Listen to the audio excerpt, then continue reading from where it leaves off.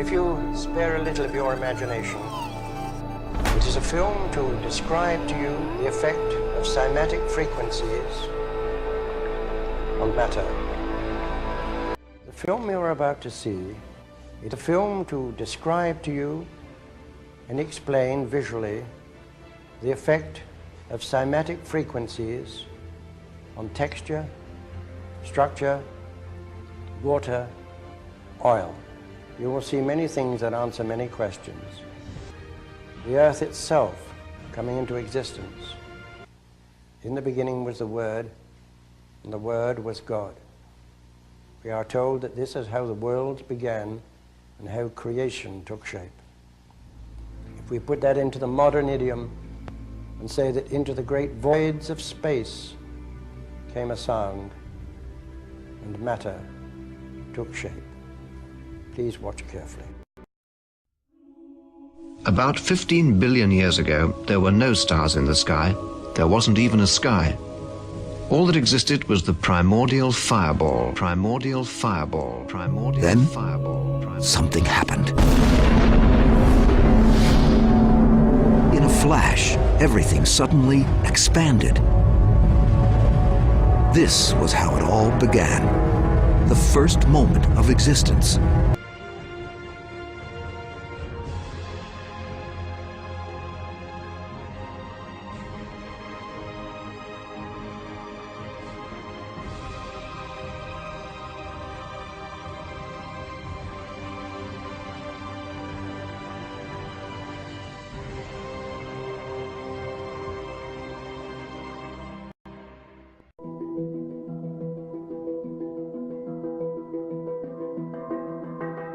Tonight's talk is consciousness, creativity, and the brain.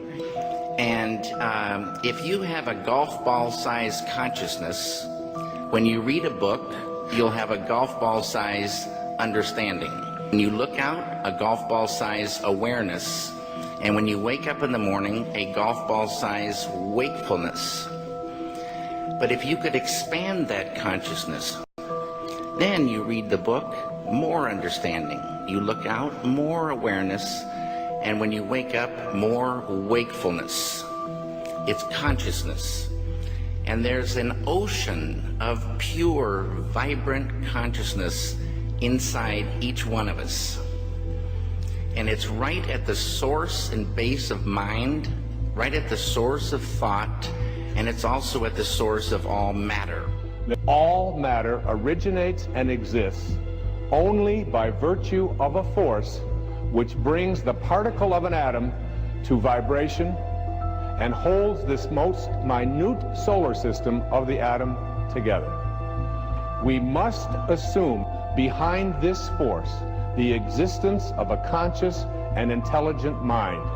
This mind is the matrix of all matter. Matter seems like a good place to begin. The solidity of the world seems totally indisputable. As a fixed thing that you can see and touch, your body is also reassuringly solid. But beginning with Einstein, modern physics has assured us that this solidity is a mirage.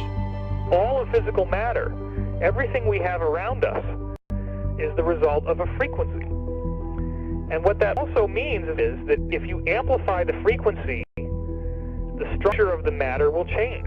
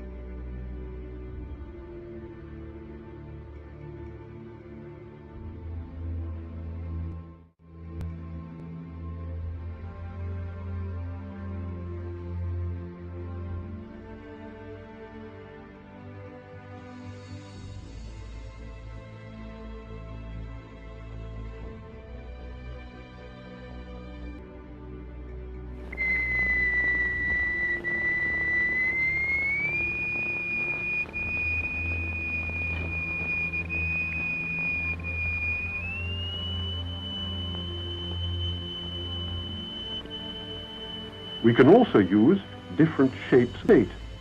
Here we have a triangular plate with a crystal attached to its underside and produce a sonorous figure. We change to a higher note and see a rather more complicated figure.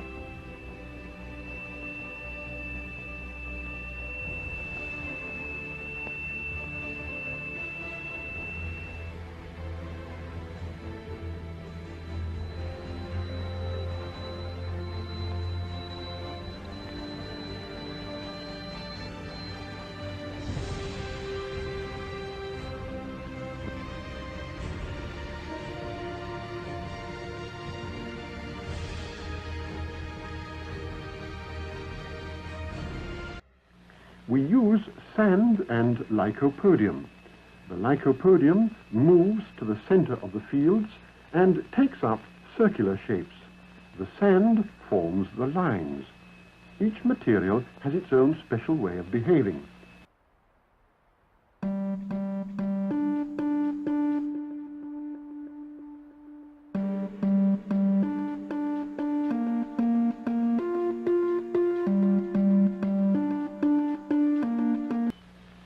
The sonorous figures represent stationary waves, but now we can also observe moving waves. Here, the sand is flowing in a current. What is it that drives the rotational effect in our galaxies? What is it that drives the rotation of the planets? What is it that drives and impacts the rotation of Earth? In vibrating glycerin, we see continuous waves which form the queerest figures. And yet, the extraordinary things we see here are simply and solely the effect of vibration.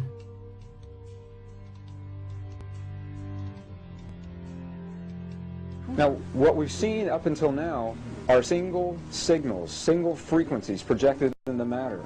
And what you're seeing here now are interference patterns of two or more frequencies resulting in a pulse.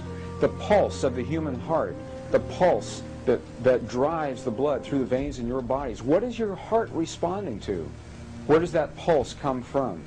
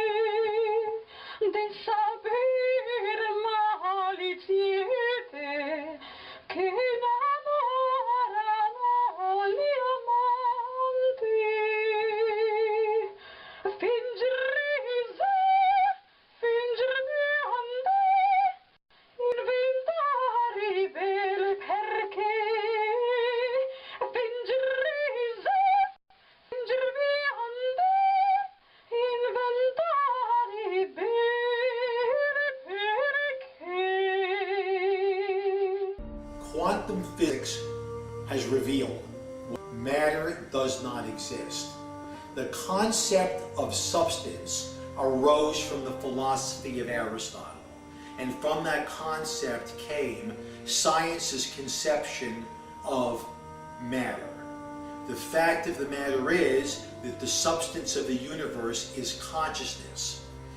Belief that the substance of the universe is matter leads to what I call a fear-greed dichotomy, as people in their quiet desperation attempt to accumulate as many material possessions and riches as possible.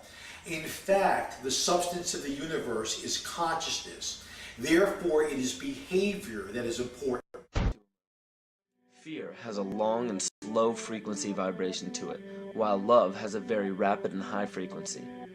To show that vibration is the very foundation of existence, Hans Jenne developed what is known as cymatics in the 1940s to show that when vibrations of sound are passed through a form of media, there is a set pattern that will follow. When the frequency increases, the media develops into a more complex pattern. Precisely what is happening to our Earth and to humanity. There are 64 possible codes of amino acids in our DNA structure made from 4 elements: carbon, oxygen, hydrogen, and nitrogen. By any means of logic, we should have all 64 codes activated within our DNA structure. Yet we presently only have 20 active codes. And these 64 possibilities, it appears that only 20 of these codes are turned on right now for us, the 20 amino acids. There is a switch that turns off and turns on where those coding sites lie, and that the switch for that turning off and turning on is what we call emotion. And this is the first time that we've ever seen the patterns of emotion directly physically linked to human genetic material. Well, fear is a long, slow wave of emotion. So this wave of fear is a long, slow wave and touches relatively few sites on this DNA. So an individual living in fear is limited to the number of antennae that they have available to them, whereas an individual living in the pattern of love, this is love in DNA, you can see it's a higher frequency, shorter wavelength. We have many more potential sites for coding along that genetic pattern. This information, this is amazing. This is the first time we've ever had a hard digital link between emotion and genetics. This is the story of you. Who you are started with DNA inherited from your mom and dad. Your DNA makes up your genome, the genetic blueprint that makes you, you. Turns out, there's a higher level of complexity called the epigenome. Here's how it works. As you go through life making choices, your epigenome adds genetic tags to your DNA. Good lifestyle choices turn healthy genes on and unhealthy genes off.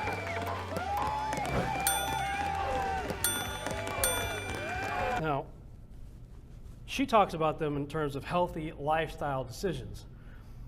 But I have a friend of ours was studying biology and came across a very similar study, if not the same study. And she was talking about some sort of focus group that was done with people who had made poor lifestyle decisions, like committing adultery or murder. And apparently they found that in these focus groups, where they had a whole group of people who committed the same poor lifestyle decision, they all had a genetic marker on their DNA, like a scar, at the same point on their DNA. So everybody who committed adultery had the same genetic marker in the same spot on their DNA, a scar. Likewise, people who committed murder, they had a different mark in a different place. So could it be, I mean, when we talk about sin, they're referring to them as poor lifestyle decisions. Let's just call them sin. That's how our sin is actually passed on to the third and fourth generation, genetically, through these, what she calls epigenetic markers. I'm just throwing it out there. I'm not a biologist. I don't know enough about it to talk authoritatively, but I find it very interesting.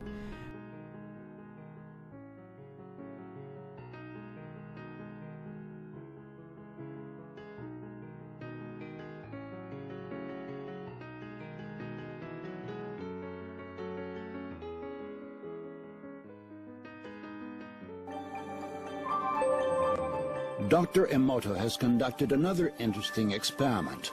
He placed rice into 3 glass beakers and covered it with water. And then every day for a month, he said, "Thank you" to one beaker, "You're an idiot" to the second, and the third one he completely ignored.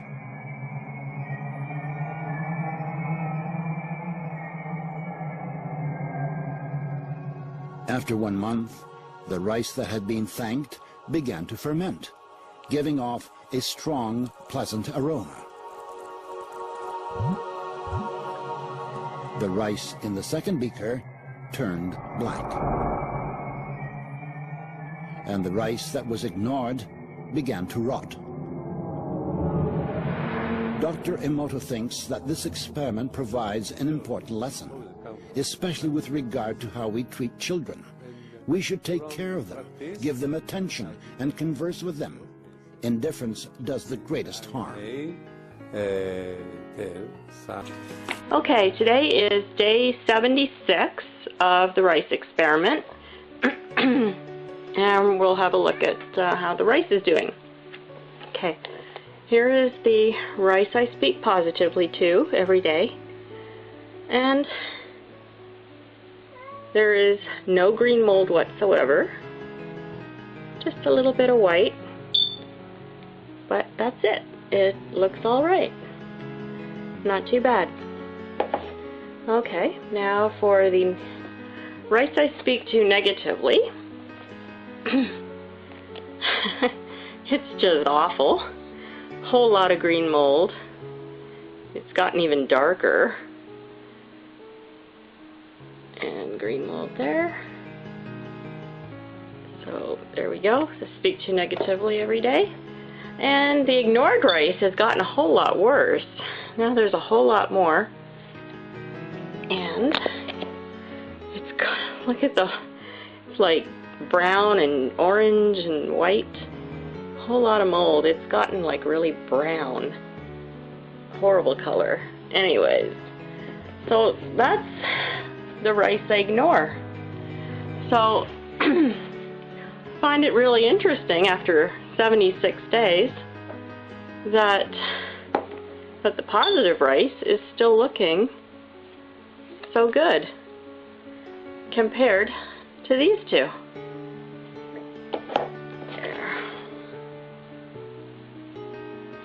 I mean, wow. So anyways, I'll keep you updated and probably go on with this for a bit longer. Keep you updated. Today is March 27th, 2008, so because this year was a leap year, it's exactly 30 days from the day that we started our experiment. I think it's an hour ahead, but really not a huge deal. We did plan on videotaping every 5 days, but then we realized that that really wasn't necessary because the results would speak for themselves. Hence we have 30-day-old rice that says thank you on it. Perfectly white. It's not even yellow, I don't think. What do you think? It's white. Looks good. And then we have the yucky you fool rotted jar that makes me want to vomit looking at it. It's like stuck in there. Look at that. Oh, I'm so not cleaning that. Okay, that's disgusting. And these were done on the same exact day. And we just spoke to them at least once a day, and these are the results of the words that we spoke to them. Thank you and you fool. And really it's amazing, and it's been a great experience doing this because anybody who's come into our home has wanted to know what this is and why it's doing this. And we've been able to explain nice floor shot there. Masaru, I can't say his name, I'm sorry, Masaru Emoto's experiment, and have become really interested, and other people are doing this experiment, and I hope that our efforts with this rice experiment has brought more knowledge and more people will be willing to try it and think about the words that they use in daily life, as simple as thank you and you fool, which nobody can really say thank you enough. So we're considering possibly trying this again with other words just to see the difference, and it's really disgusting. So thank you.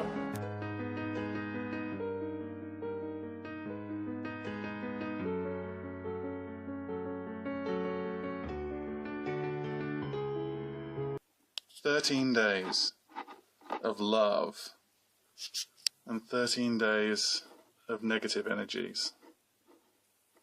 If this is what happens to a rice, what happens to you when you have good or bad thoughts?"